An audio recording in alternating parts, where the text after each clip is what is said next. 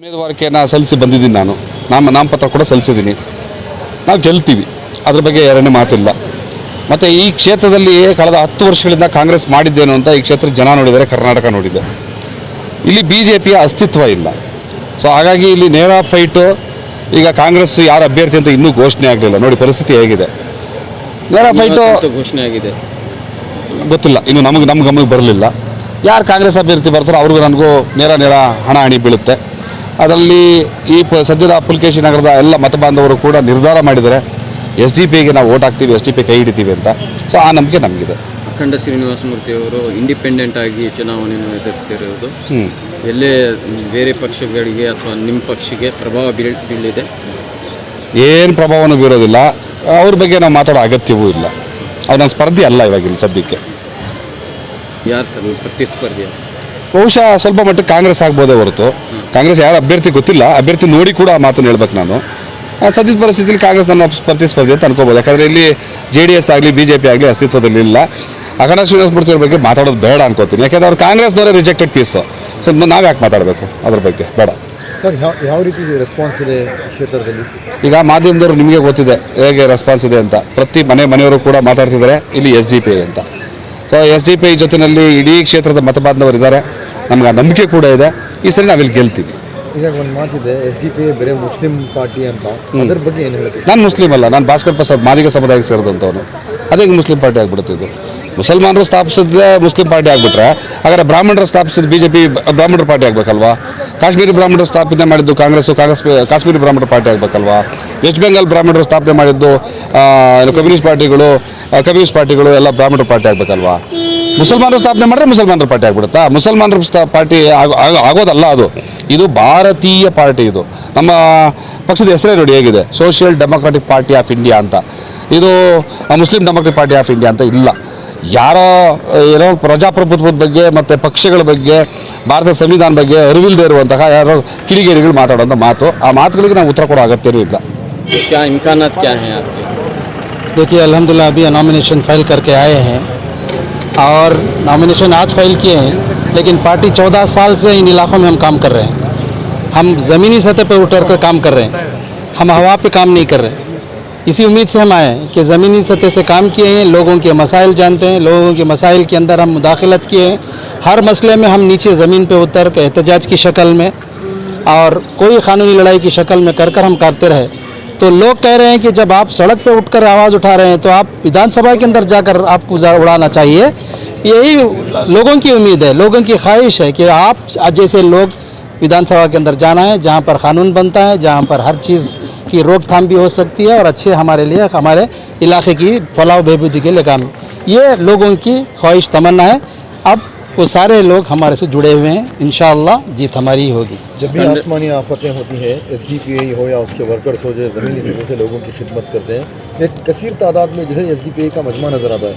Election के दौरान वो मजमा क्यों नज़र नहीं आता? देखिए, इलेक्शन के दौर में ये सारी जितने भी पार्टियाँ हैं ये रुश्वत की पार्टियाँ हैं. पहले टिकट ही रुश्वत दे के आते हैं तो आके करीब फुसलाते हैं लोगों को, आके वो पैसों से ख़रीदने की कोशिश करते हैं. लेकिन अब वो जान चुके हैं, बहुत साल 60 साल से चलता रहा और पिछले 10 साल से हमारे इस इलाके के अंदर क्या तरक्की हुई, क्या फलाह बहबूदी का काम हुआ नहीं मालूम. अब लोग खुद जान चुके हैं कि इनके मैयत उठाने के लिए, कोविड की दफनाने के लिए, खून देने के लिए, उनको राशन देने के लिए, उनकी कानूनी लड़ाई के लिए, उनके कोई थाने का पुलिस का मामला हो तो उसके लिए हर मसाइल में हम लोग जो जाकर हम नीचे की सतह पे काम करें, चाहे वो ज़लज़ला हो, सैलाब हो, कुछ भी हो, जो हम काम करें. अब उन लोगों को पता एहसास हो चुका है कि यही हकीकी लोग हैं, यही सच्चे लोग हैं जो हमारे हर दुख दर्द को समझने वाले. तो इस उम्मीद से वही कह रहे हैं कि उन्हीं की ख्वाहिश है कि आप ही लोग आना चाहिए. तो इस उम्मीद से कि हमारा जो काम किए हैं और उसकी बुनियाद पर आप लोगों की ताउन के साथ, लोगों के मशवरों के साथ, हर वोटर्स के मोहब्बत और प्यार और खुलूस और उनके वोट की वजह से हमें पूरी उम्मीद है कि हम अच्छी तादाद में हम कामयाब होंगे इंशाअल्लाह. My name is Dr. N. Murthy, National President of Republican Party of India. We are supporting to Bhaskar Prasad is contesting Pulkeshi Nagar. Why sir? Why you are supporting Bhaskar Prasad? Bhaskar Prasad is a very good social worker and also he is a very good politician also. That is why you are supporting them. So any condition you have put? No conditions. Unconditional, unanimously support to you.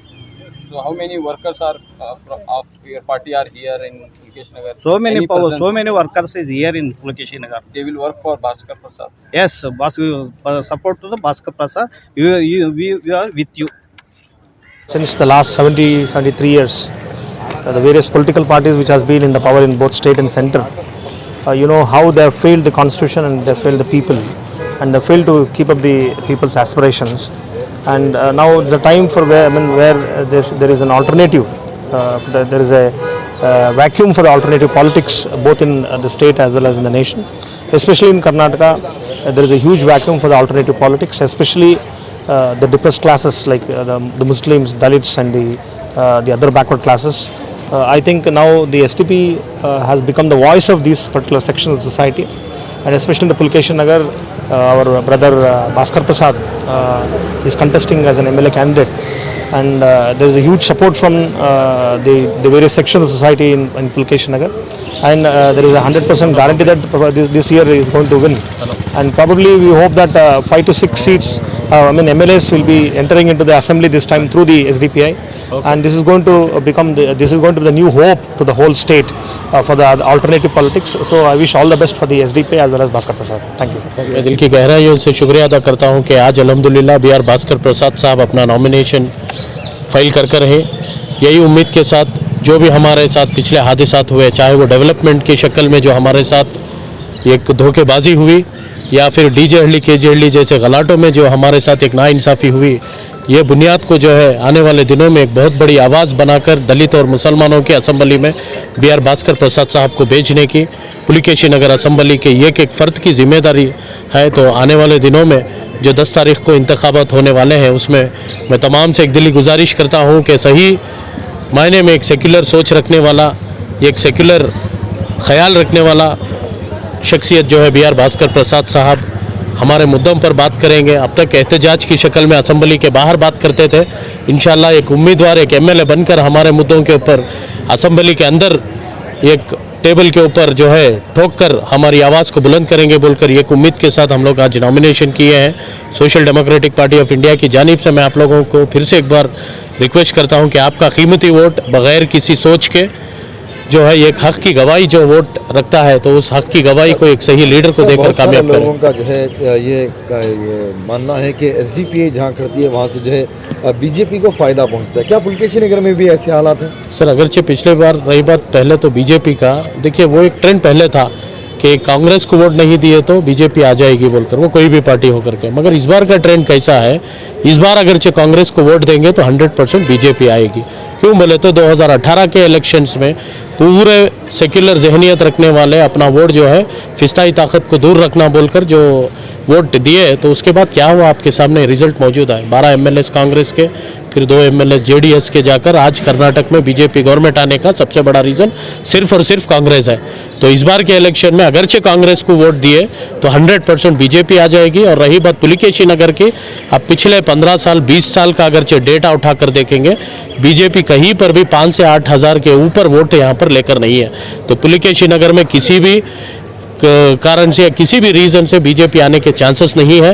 तो मैं request करता हूँ, अब election की गर्मी शुरू होने के बाद आप लोगों के सामने एक मुसलमानों की प्रेशर ग्रुप कर अपने आप को एक इस्लामिक हुलिया डालकर जो है आपके सामने आएंगे, एक डाइवर्शन की पॉलिटिक्स आप लोगों के सामने करेंगे। इन लोगों को आपको नज़रअंदाज करते हुए सिर्फ और सिर्फ SDPI को इंशाल्लाह पुलिकेशी नगर में वोट देना है बोलकर एक अपील आप लोगों से करता हूँ। अस्सलाम वालेकुम, जय हिंद।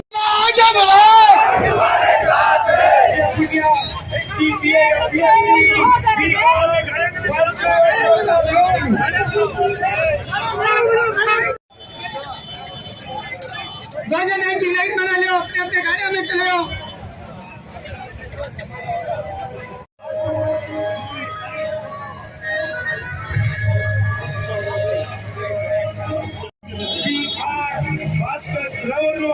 ನಮ್ಮ ಹೆಚ್ಚಿನ ನಾಯಕ ಇವತ್ತು ನಮ್ಮ ಕೂಡಲೇ ಮಾತನಾಡಿದ್ದಾರೆ. ನಾವು ಮಾತನಾಡಿ ನಿಮ್ಮ ವರೆಯ ಆಚರಣೆ ಅವರಿಗೆ ಸಪೋರ್ಟ್ ಮಾಡಬೇಕು.